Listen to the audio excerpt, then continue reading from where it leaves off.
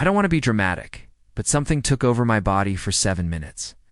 It wasn't the most pleasant experience of my life, and I believe that if it happened now, I wouldn't even be able to tell you about it because I would just be in a straight jacket getting taken away from this very house. But it did happen, and I do have a story to tell.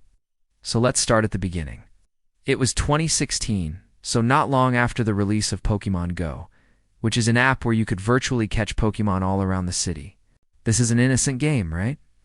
Well, yes, unless you're an adult male who's socially awkward and lives with his parents. Then it becomes a nightmare. Because when this guy plays, he doesn't catch Pokemon, he gets attacked by them. One afternoon, I was playing Pokemon Go and I caught a Charmander. Charmander has always been one of my favorite Pokemon, so I was pretty happy. You get a small boost of dopamine whenever you catch a rare Pokemon like that. And I was driving home from the store and I said to myself, hey, why don't I go to the park near my house? I bet they have some good Pokemon there. The park was only about a mile away from my house, so I parked my car and started walking towards the park. And I don't know what kind of Pokemon I was expecting to see at this park, but I wasn't expecting the swarm of Jigglytuffs that were everywhere. They were coming out of the bushes, out of the trees, and even some were popping out of manholes. As a dude with social anxiety, this sent me into a panic attack. They were everywhere. I didn't know what to do. Damn, if you've never experienced a panic attack before, it can be quite hard to describe. But it's this feeling of dread, this overwhelming sense of terror that slowly creeps up your spine and takes over your entire body until every instinct in your brain is telling you to run away. And this was no exception. I ran out of that park as fast as I could. I didn't even stop to think about how weird it was to just run away from a bunch of cartoon female Pokemon. I just kept running. When I got home, I locked myself in my room and laid down on my bed, thinking it would all go away if I just relaxed. About 5 minutes passed, and then it started again. This time it was a Rattata. I saw the little tail pop out of my closet, and then it just kept coming. One by one, more tails popped out. There were about 6 of them. They were standing in line staring at me.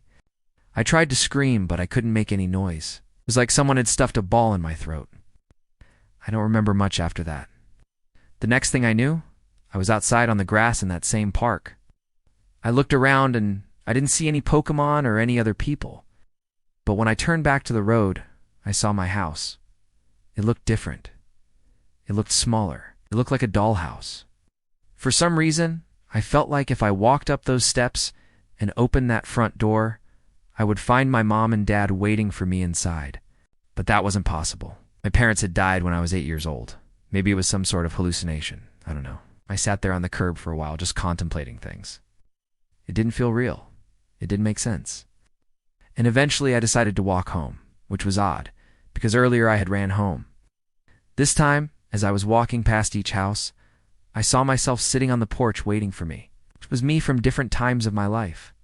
There was me as a baby in a stroller, me as a toddler holding my mom's hand, and me as a young boy with 2 brand new Game Boys. Stopped and stared at these versions of myself, but none of them acknowledged me. None of them even looked at me.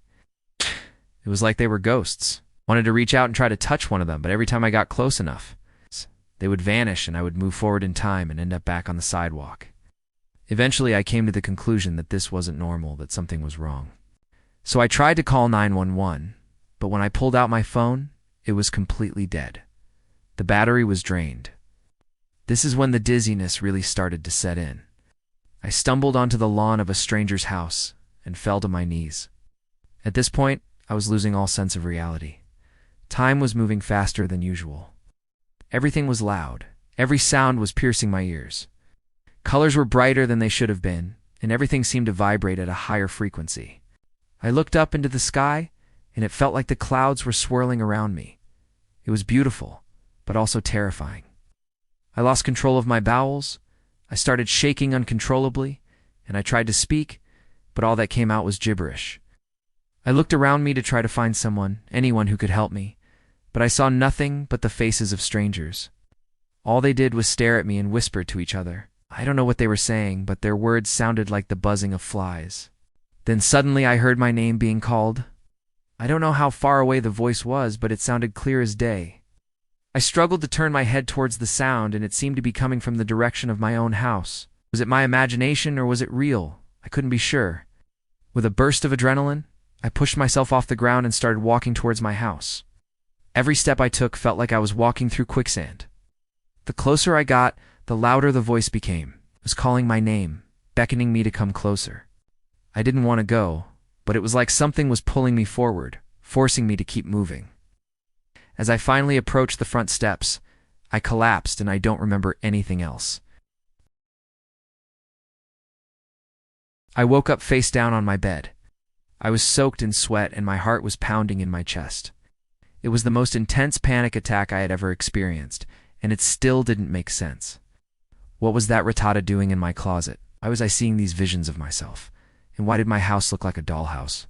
But the scariest part was that I was still in my room. No one knew about this.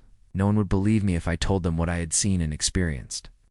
I was starting to think that maybe I had finally lost my mind. The next morning, I woke up feeling completely fine. It was like the entire event had never happened.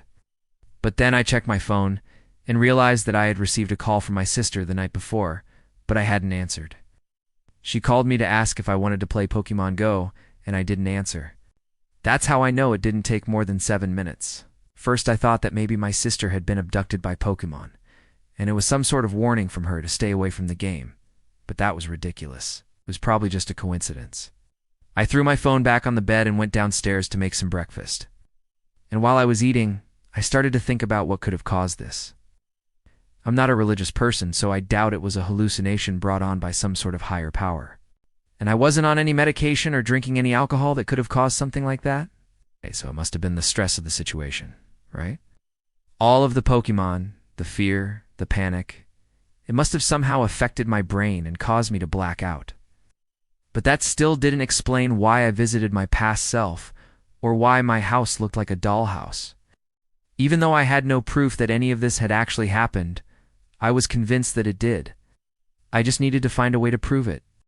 So when my girlfriend came over later that day, I showed her the spot on the sidewalk where I had seen my past self.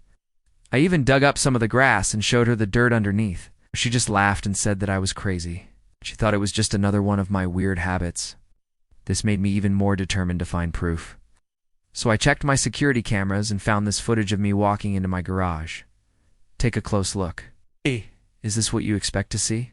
Does this look like a normal person? Look at how stiff my arms are. And what is this bulge in my shirt? Well, the truth is, I haven't found any other proof of that day. I still don't know what caused it, but this is what I do know. Something did take over my body for 7 minutes, and I hope that whatever it was doesn't try to take over again because I might not be able to tell you about it.